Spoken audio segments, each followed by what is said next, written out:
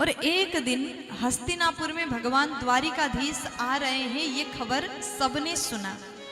विदुर जी ने जैसे सुन लिया, दौड़ करके गए, अपने पत्नी से कहा, देवी जानती हो आज हमारे हस्तिनापुर में भगवान द्वारिकाधीश आने वाले हैं। विदुरानी बोली, स्वामी सब कोई जाएंगे, भीड़ होगा, और इतने भीड़ में हम भगवान को कैसे देखेंगे। विदुर जी बोले, देवी चिंता मत करो, भीड़ में भले ही हम भगवान को देख नहीं पाएंगे, लेकिन भगवान तो हमको देखेंगे। भगवान का नजर हर जगह है,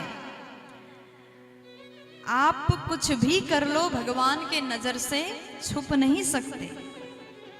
हम दुनिया को धोखा दे सकते हैं, दुनिया के सामने झूठ बोल सकते हैं, लेकिन भगवान के सामने कैसे झूठ बोलोगे, भगवान को कैसे धोखा दोगे। उनके पास में हम सभी का डाटा है, वो सब देख रहे हैं, सब जान रहे हैं। भगवान अवश्य देखेंगे। जैसे विदुर जी ने कहा, तो दूसरे दिन जैसे भगवान का आगमन हुआ, नगर को सजाया, रथ में बैठ करके भगवान आ रहे थे। दोनों पति पत्नी गए, और जैसे रथ की ओर विदुर जी विदुरानी ने देखा, हजारों के संख्या में लोग भगवान को देखने के लिए आए हैं, सुमन बरसा रहे हैं। तब भगवान कृष्ण जी ने रथ से विदुर जी को देखा, विदुरानी को देखा, और जैसे अपने अनन्य भक्त को देख लिया, भगवान का नजर वहां से नहीं हटा। भगवान लाखों के भीड़ में भी अपने प्रेमी को पहचानते हैं, और वहां से फिर नजर नहीं हटता। विदुर जी महाराज, विदुरानी अत्यंत प्रसन्न हो गए। भगवान सीधा सभा में गए, बड़े बड़े लोग बैठे थे। विदुर जी महाराज वही भीड़ में बैठे हैं। दुर्योधन ने पूछा, पहले स्वागत किया, फिर पूछा, केशव ये बताइए आप क्यों आए हो, आने का कारण क्या है, आने का प्रयोजन क्या है।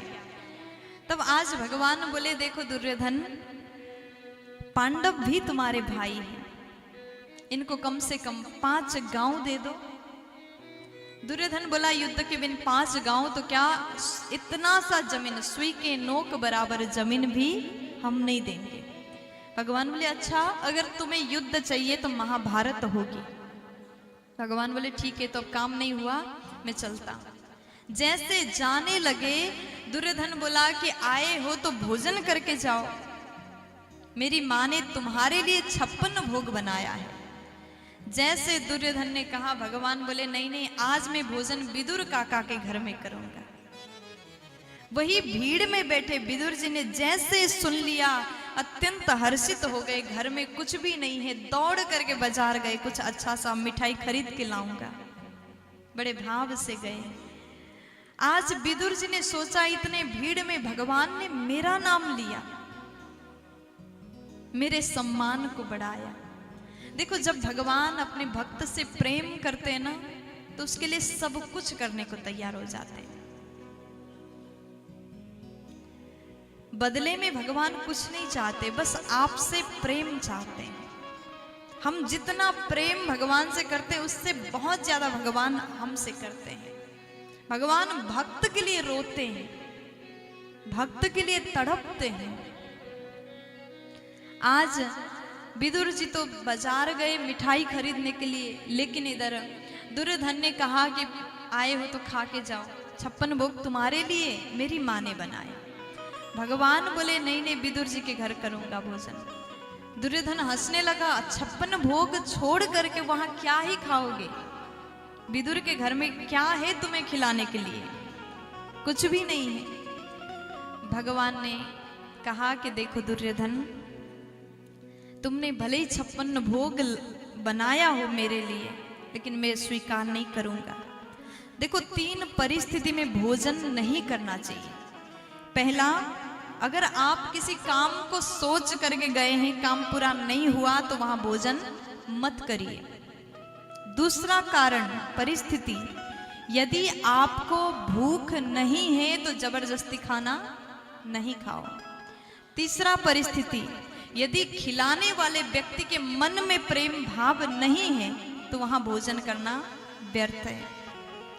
भगवान बोले न मुझे भूख है, न मेरा काम पूरा हुआ, न तुम्हारे मन में मेरे लिए प्रेम है, तो मैं क्यों भोजन करूं। भगवान 56 भोग को छोड़ करके खाली पैर अपने चरण में पादुका भी धारण नहीं किया, भगवान सीधा विदुर जी के घर की ओर चले गए। आज भगवान ने विदुरानी के घर में जाकर के गेट बजाया, दरवाजा बजाया। अंदर से जैसे विदुरानी गेट को खोलती है, जैसे द्वार को खोला, साक्षात भगवान को सामने देखा। आज देवी विदुरानी अत्यंत हर्षित हो गई, आंखों से नेत्र से आंसू बहने लगे, जो कि विदुरानी ने कल्पना भी नहीं किया था कि वो आएंगे हमारे घर। इच्छा तो था, प्रेम तो था, लेकिन भगवान हमारे घर में क्यों आएंगे। खाने के लिए भी कुछ नहीं है, उनको कुछ हम दे सके कोई भी व्यवस्था नहीं है। आज विदुरानी ने जैसे देखा रोने लगी, प्रभु आओ पधारो, आप विराजमान हो जाओ। भगवान अंदर गए, विदुरानी तो पागल की तरह हो गई। भगवान से कहा प्रभु आप इधर बैठिए, आसन को बिछाया, भगवान बैठ गए। फिर बोली नहीं नहीं आप इधर नहीं, आप इधर बैठो। फिर आसन को उठाया, इधर रखा, कभी आसन को सीधा किया, कभी उल्टा किया, बार बार भगवान को उठाती, बार बार भगवान को विराजमान कराती है प्रेम में, पागलों की तरह। और भगवान के सामने बैठ करके विदुरानी जी बोली कि प्रभु बताओ कैसे हो आप, और घर में सब बढ़िया, आपके माता पिता सब अच्छे हैं, कुशल मंगल हैं। भगवान बोले सब ठीक है माँ। विदुरानी ने कहा और बताओ। भगवान बोले माँ सब बात तो बाद में बताऊंगा, पहले मुझे भूख लगी, कुछ खाने के लिए दो ना। अपने पेट में हाथ फेरे, बहुत तेज जोड़ की भूख लगी, कुछ खिला दो। विदुरानी ने जैसे सुना घर में कुछ भी नहीं है, मिठाई खरीदने तो गए थे लेकिन अभी तक आया नहीं है। आज देवी जी विदुरानी जी घर में जो है वही ढूंढ रही, घर में कुछ भी नहीं था, बस कच्चे केले रखे हुए थे। वही कच्चा केला लेकर के आई और केले को छिला और छिल करके वही छिलका भगवान को खिलाने लगी।